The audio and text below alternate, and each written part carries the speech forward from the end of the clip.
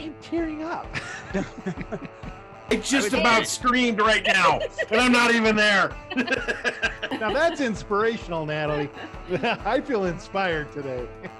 Part two of this. I could be here for another hour. And I was top of my class. There were only 2 of us, and the other guy was in the hospital. So here I am. And I always go, he winds up homeless on the street. It's my fault. Yeah, now you sound like my wife. And you can get off. I don't know. Call it Google. Or call it Google. Border Patrol. Alexa, how does he get across? Paul, I cut you off earlier. What were you going to say? What? Dang it! Don't do that to me, Paul. Don't do that to me, man. I don't know what got into my head, but I thought this thought, if I'm working year round, I might as well get paid year round. Sweet Talk is a weekly 20-minute podcast brought to you by the Continuing Education and Workforce Training Division of Idaho State University's College of Technology. Find us on Apple Podcasts, Spotify, and SoundCloud, and subscribe today. Now, it's time to get started with Sweet Talk. Hello, everyone. Welcome back to Sweet Talk, our weekly podcast here at Idaho State University's Continuing Education and Workforce Training. I am Paul Dickey, the Video Instruction Manager here at Sweet, and I'm joined, as always, by my guest host, Gary Salazar, our Director. Gary, how are you doing today? Doing great. And your other guest host, Angie Wilhelm's also joining us. Yes. Hi, Angie. It's nice to see you. Hello. It's nice to see all of you as well. Yeah, Angie is our marketing person here at Sweet, and an essential team member. Oh, yeah. And boy, she's got a great background. For those of you who can't see that, she's got a background showing the inside of our Holt Arena, which we recently had a pretty cool celebration at, and we can talk about that as part of the kick-in, but they are doing some renovations in the Idaho State University Holt Arena with the chairs in there, and they're looking pretty snazzy for the new ones they're bringing in. Angela, you were there for that celebration. Do you want to say a few words about what happened there before we get into this thing with Paul? Yes, we had the Missing Man Chair dedication in Idaho State University's Holt Arena. We are we are the only collegiate stadium in Idaho that has a Missing Man Chair. A very, very nice ceremony. We worked with the Pocatello chapter of the POWMIA Awareness Association, and then of course we worked with the president's office at the university as well as athletics. So it was a very good combination of groups that came together to make sure that Missing Man Chair ceremony took place. And of course, a big thank you to ISU President Kevin Satterley for donating the chair and the space for the chair as well. That was a big gift, because that meant that the local chapter of the POWMIA Awareness did not need to raise money for that, as it was gifted by the university. Yeah, that was great. And we worked with a couple of really fine people, Don, Cami Chopsky. Mm-hmm. They're both involved with that. And for those of you who saw or heard the last podcast, I think we did it with Cami, didn't we? Cami Chopsky. A couple we podcasts did do it. ago. Mm-hmm. Yeah. So this is now after the facts. The ceremony was held, and it was held. It was really great, and the scene behind Angela is that wonderful picture of the interior of Holt Arena. So hey, thanks for letting me have that moment, Paul. I thought that was kind of cool because she has that great picture. Well, let's get on to what we're going to do. We're talking with the master today, aren't we? Yeah. Well, this episode of the podcast is all about me. Yeah, all about you. It's about apprenticeships, man. Yeah, no, it's about the apprenticeship programs which I coordinate. So an apprenticeship program I coordinate here in the state of Idaho at Idaho State University. We provide the classroom-related training for the 3 licensed trades in the state of Idaho. That would be electrical, HVAC, and plumbing. And we just kicked off our program, and it is soaring. I've got record numbers this year. You just kicked it off for this year. You've been doing this for a number of years, and you are right. You've got great numbers this year. What are you up to right now for apprentices?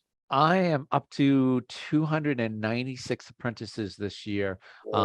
Again, which for our university in our area, that's a startling number. What is it typically? Well, last year it was 265. The previous year before that, I believe it was about 220.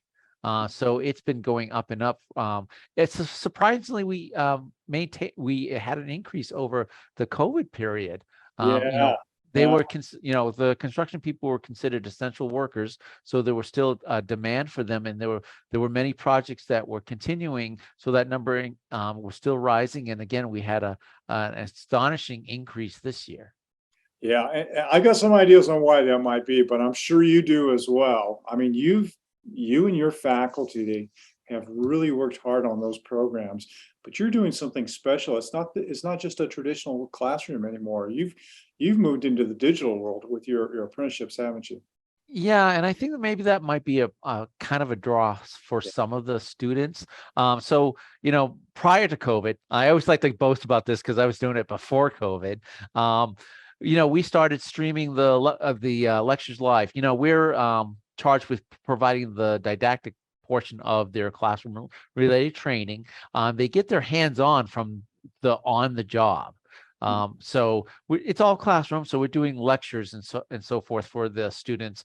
And, a few years ago, we decided that because they're all working, apprentices are working full time. Basically, an apprenticeship is a training program that consists of two parallel paths. One path is the job. The on-the-job training they're getting from their employer, being supervised by a mentor, typically a licensed journeyman in the state of Idaho. And the other part is classroom-related training that runs right alongside with that on-the-job training. And between these two parallel paths, the students should, or the employees on the employer's end, should have these aha moments where they go, oh, I learned this in class, or, oh, we did this at work, and they blend together. Now, because they're working, a lot of times it was difficult for them to find themselves at our classrooms, which we do hold the lectures in the evenings, but in many cases, they've been working all day, and in some cases, working quite a ways away from the classroom environment or from the school. And it would be very difficult for them to make it to class. So we decided, about 4 years ago that, hey, if we stream the lectures, would that help the students out, make it easier for them to attend the classroom session? And we found, yes, it does, because they have that, basically the extra wiggle room to have that time to get home. And in this case, they can get home, clean up, have dinner, and be in the class in time, and sit there for the lecture. So that has improved attendance quite a bit. Yeah, and you actually go further, and this is my chance to brag on Paul. For those of you who have paid attention to things that he does, listening to us and watching this show, he's quite busy, but he also has worked with his faculty on these in-class presentations, live streaming. There are some students who show up live because that's how they prefer to learn, and that's perfectly good. We love that. But these classes are also recorded, so that if students can't make it back, they're in the field, they can't get there, too much job that day, then they can still come back and pick up the class because Paul's got these wonderful live streaming classes recorded. So it adds another element of convenience for all of these students who are coming to these apprenticeship programs at Idaho State. Yeah, they're charged with getting in the state of Idaho, they're charged with getting a minimum of 144 hours of classroom time. And previously, before we, streamed or, recorded these lectures, it would be very easy for a student to have too many absences and not qualify to graduate at the end of the year. And we try to mitigate this by, having an opportunity for them to make up a missed class, watching a recording and, doing any of the classroom work that they're doing that evening at the same time. And it has helped out tremendously. Again, we go back to they're working a full-time job. And in many cases, that full-time job does go after 5 because when you're working construction, electrical, plumbing, or HVAC, sometimes that project, it the problem that they're working on doesn't stop at 5 o'clock. Yeah. And they're working with customers and who need their project done, and that means an apprentice may have to stay later. That's So right. this gives them an opportunity to make up that time. Yeah, you've hit it right on the top of the nail there. You've got exactly why this is so important. This way it serves the employers and it serves those students so they can still earn their wages, put food on the table and then go to school at night. Another bragging point for all of you out there listening to this thing, Paul, because I see this every day. Paul works with the faculty closely, but he also works with all of those students. And we all know that some students, those poor guys and gals who are out there in apprenticeships, they're working their tails off. They get tired. And sometimes they can't keep up with the assignments. But Paul is so good about staying up with them, getting in touch with them, encouraging them. If they need to have something opened up, he works with those students a lot. A good part of his day is working with students. And there's a ton of you out there who are just great. You do fantastic. But there are some who just get caught. There's amazing employer projects in our community. There's work that has to get done. And sometimes, they have to make a choice. So Paul is so good about working with them, and he's so good about working with the employers. And his faculty understand that. A lot of his faculty are working too. They come from the employers. Some of them are employers. Some of them are state inspectors. They understand. And I think the mark of a great training program is the willingness to work with others here. And Paul, his numbers, I think, are showing that growth because people are seeing what happens with the way he manages the apprenticeship program. So kudos to you, Matt, and to your instructors and all those fabulous students. I think that's awesome. Well, my instructors are a big help. You're right about helping students succeed, Gary. A lot of my students, the apprentices that come into the program, they went into the trades because they might not be academically inclined. They chose this path because they're good with their hands. They're smart with working with tools, working with the equipment that they're working with. Schools may not be their thing. And I have to understand that sometimes people need a helping hand, a guidance to get through the program. Also, sometimes I realize that maybe the poor students that I have might be an employer's best employee. That's right. And that's where they shine, is they shine on the job. Maybe they struggle at school and they need an extra lift every so often, or they need an assignment, a little extension on the assignment. But when they're on the job, they're working with their other coworkers. They're the star. And who am I to keep them down and prevent them from advancing at work? Right. Now, I have a question for you, Paul. A little bit more on the logistics side. It's going back to that 144 hours you talked about before. Can you tell me I've got a couple questions. One is, are those hours per semester, per year, or for the length of the apprenticeship? And then how much does the apprenticeship cost per year? And are there any options for students who need some funding to get funding? Great questions. Those are great questions. I think I have answers. Answers. So here's the thing. In the state of Idaho, it follows a traditional standards for an apprenticeship program for these trades, meaning that they're 4 years long. So an apprenticeship program is 4 years, and they're required to get a minimum of 144 classroom hours each of those years, and also get 2,000 work hours each year. And if you break down work hours by 52 weeks, we're talking about 37 point something hours. We're talking a full-time job. So they should be working full-time in the chosen field, getting 144 classroom hours each year. Now, cost-wise, currently our program costs $800 for enrollment, but that does not include books. And books will vary depending on which trade that you go in. Electrical probably has the highest volume of books. They do also have a higher volume of work to do each year. And so those books can be a little pricey sometimes going into it. And your last question was, Are there any funds alternative available? funding?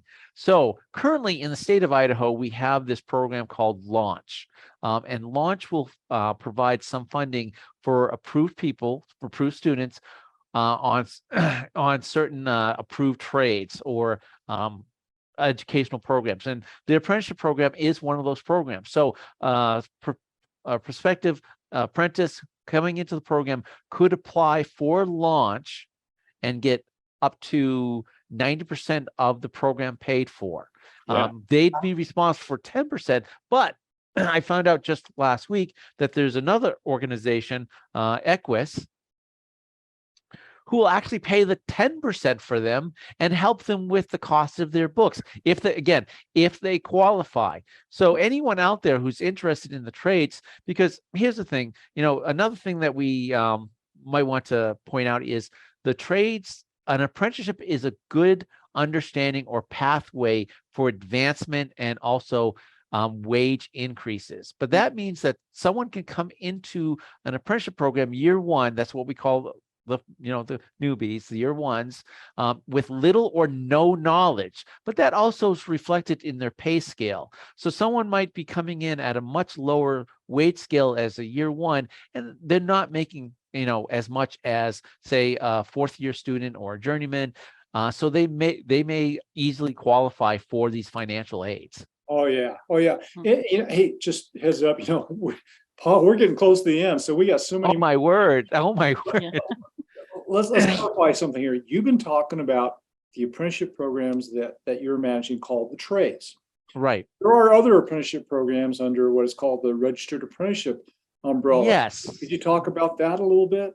Yeah, so I coordinate the licensed trades, that are licensed by the state of Idaho. However, there are other apprenticeship programs that can be built specifically for employers. So, and these apprenticeship programs can be developed in conjunction with Idaho Department of Labor and USDOL to create what we call registered apprenticeships. These are just like the trade apprenticeships. You have, a clear 2 parallel paths, on-the-job training and classroom-led training, so that those come together and apprentices have those aha moments. But they're designed to meet an employer's needs. Right. So almost any occupation out there can have what registered apprenticeship developed for them to help them with training. And we all know that there's a lack of help out there, and there's a lack of trained, qualified people.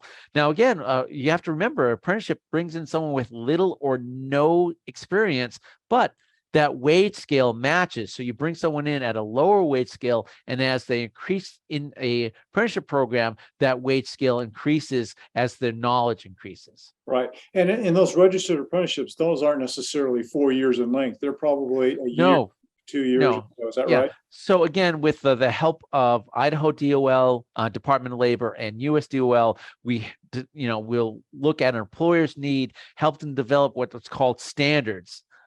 Basically the list of things that an apprentice needs to learn, and those standards can vary in length depending on the occupation, for as little as 1 year to as high as maybe 3 or 4 years, right, depending on the occupation. Right. And what's cool about these apprenticeships we call registered apprenticeships, if I understand it correctly, Paul, somebody who gets through one of those then is also able to take whatever skills they had and perhaps go to another state. Say their employer has another office in another state.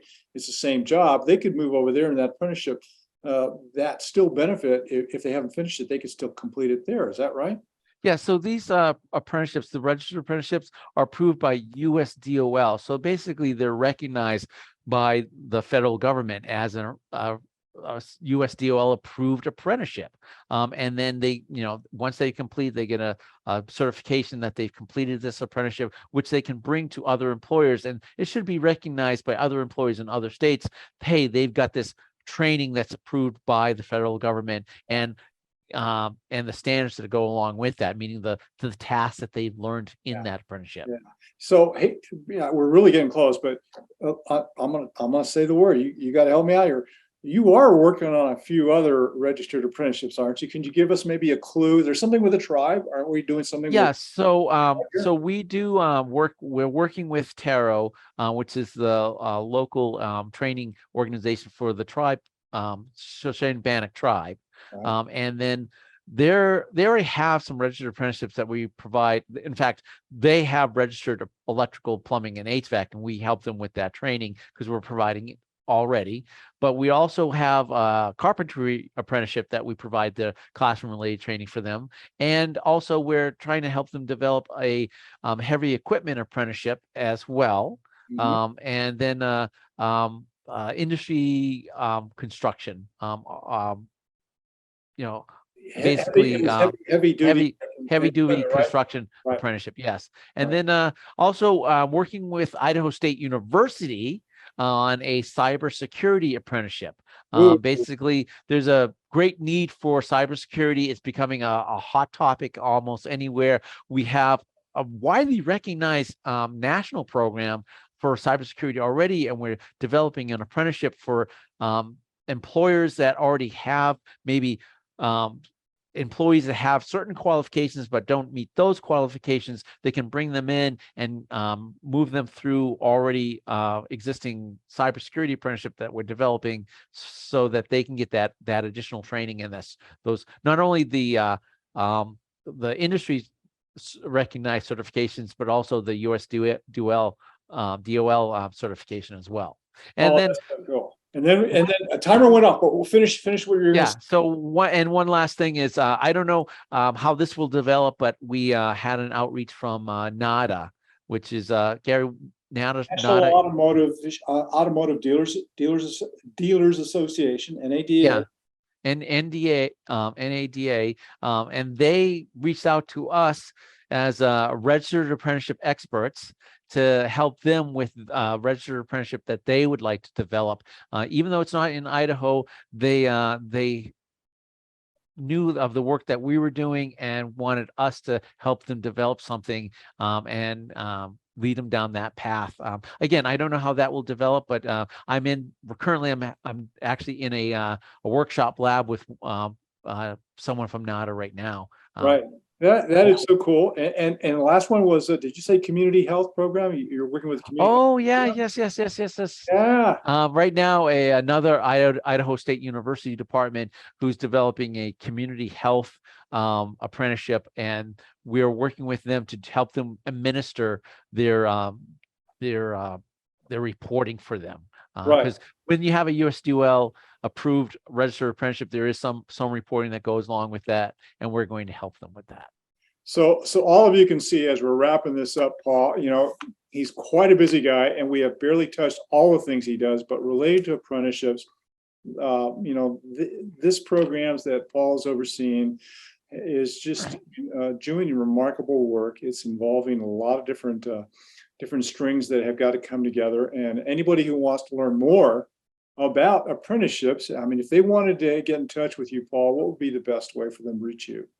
So the best way is if they, the regular way that I always say at the end of every episode, they can email us at cetrain@isu.edu and specifically ask for me to return the email. They can call our main office at 208-282-3372. And they can also visit the apprenticeship website on our webpage at cetrain.isu.edu. And also just one last thing, if you're in the Pocatello or Region 5 area and you'd like me to come to your high school and talk to high school students about apprenticeships, please reach out to me. I would love to talk to, because again, one last thing, Gary, this year I'm having probably some of the younger people register, more younger people register in the apprenticeship program than ever before. And again, I think it's also, that they've chosen a different career path, and this is an option for them. Right. It's a fantastic career path. It puts great money on the table for them. And Paul, I appreciate everything you do with this. Angela, I just want to give Angela a plug too. For those of you who are not aware, as our marketing coordinator, she just interviewed Paul the other day for an article that's going to go into, what's it going to go I into? believe it's going into actually our intern Kayla wrote that article. She was Okay. in on the interview with me. I just sat in the interview so that when I reviewed Kayla's article, if there was anything missing, I could let her know. But it's a great article. It should hopefully be in our tech annual for the College of Technology here at Idaho State University. So keep an eye out for that. Kayla did a fantastic job. Super, super job. Hey, we well exceeded our time, but this is such I a know. great topic. Paul, thank you so much, man. Angela, great insights, good questions there, asking us about, the cost and all. And Paul, I think your answers are awesome. If anybody's looking for information on this, including how can they help get paid for, you're the man, and I appreciate all that work you do. You want to wrap us up? Hey, I think I already gave the information. I think so. Again, if you want to email cetrain@isu.edu. If you want to visit the website, cetrain.isu.edu, and you can call us at 208-282-3372. You guys are awesome. Thank you both. Appreciate it. Hey, Thank Gary, you. you're the man.